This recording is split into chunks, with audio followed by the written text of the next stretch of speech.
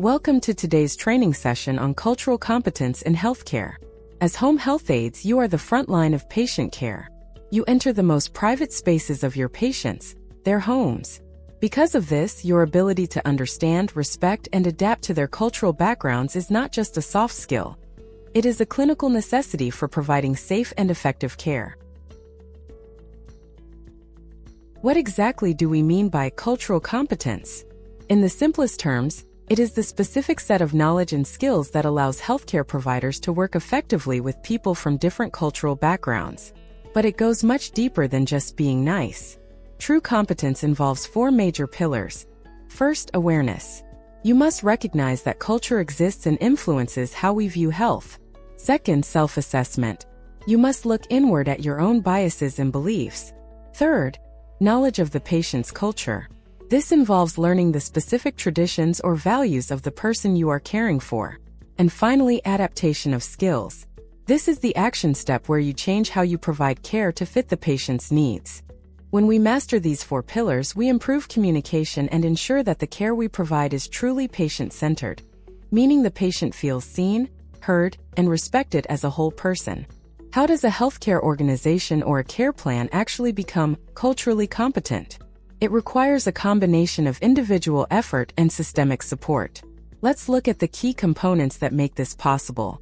The first and perhaps most critical component is language access. This includes the use of professional interpreters or bilingual providers.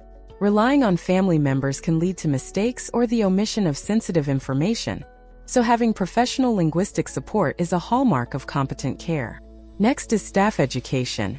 Ongoing cultural diversity training ensures that every member of the team, from the HHA to the physician, is up to date on how to serve a diverse population. Furthermore, we must provide health materials, like medication instructions or care plans, that are linguistically appropriate. This means the materials are written in a language the patient understands fluently. Finally, we look at the environment. Tailoring healthcare settings to accommodate diverse populations might mean changing how a clinic is decorated, how schedules are managed for religious holidays, or how we respect certain dietary laws within the home. Despite our best efforts, significant barriers still exist that prevent minority populations from receiving the same quality of care as others. To overcome these, we must first identify them. Language barriers are often the most immediate hurdle. When a patient cannot explain their symptoms or a provider cannot explain a treatment, miscommunication occurs. This doesn't just cause frustration, it leads to medical errors. Beyond language, we see systemic issues.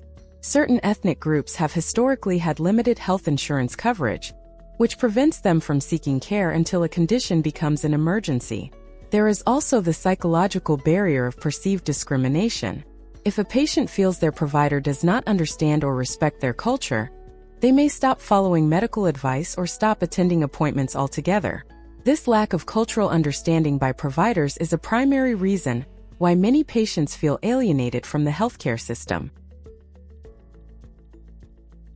As an HHA, you should be aware that different populations may face specific health challenges at higher rates due to a mix of genetics, environment, and access to care. We often see a high prevalence of chronic illnesses such as diabetes and hypertension in diverse communities. Additionally, some populations may be at higher risk for infectious diseases or nutritional deficiencies based on their previous living conditions or access to fresh foods. Mental health is another critical area. Many patients from diverse backgrounds may be dealing with anxiety, depression, or even PTSD. It is also common to encounter medically unexplained symptoms. These are physical pains or ailments that may be deeply influenced by cultural beliefs or the physical manifestation of psychological stress. Understanding that a patient's culture might influence how they describe pain or illness is vital to your assessment. To help you remember how to approach these complex situations in the home, we use the ethnic mnemonic. This provides a step-by-step framework for every patient interaction. E stands for explanation. Ask the patient, "What do you think is wrong?"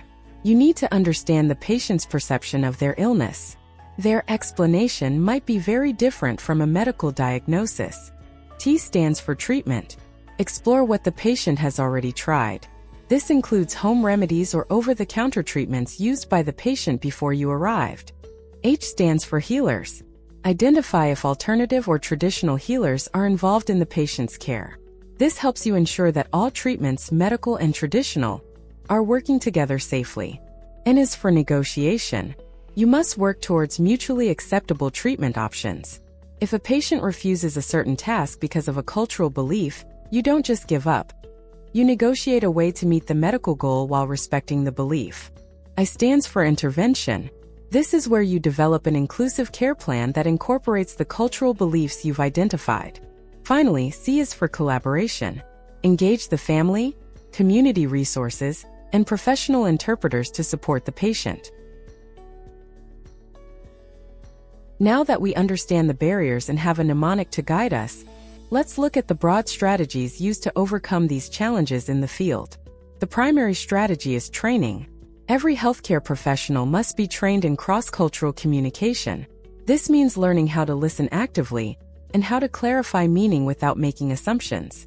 Next, we must ensure language access services are always available. If your agency provides materials, make sure they are in the patient's preferred language.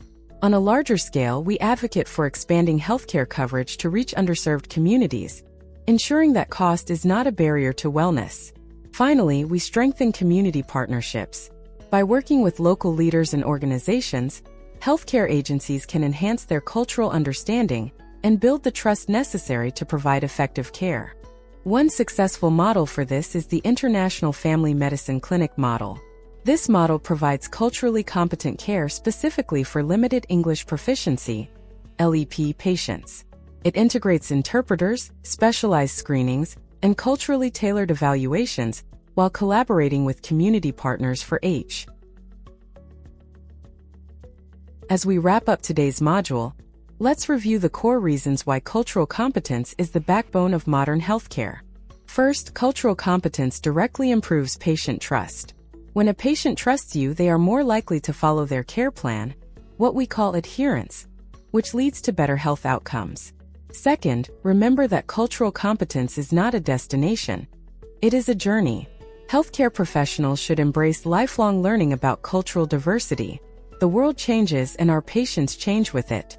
Third, the organizations we work for must do their part by integrating policies that promote inclusivity and equity. And finally, at the heart of everything we do are two simple things: effective communication and genuine respect for cultural differences. Thank you for your time today. By applying these principles, you are making the healthcare system a better, safer, and more welcoming place for every patient you serve.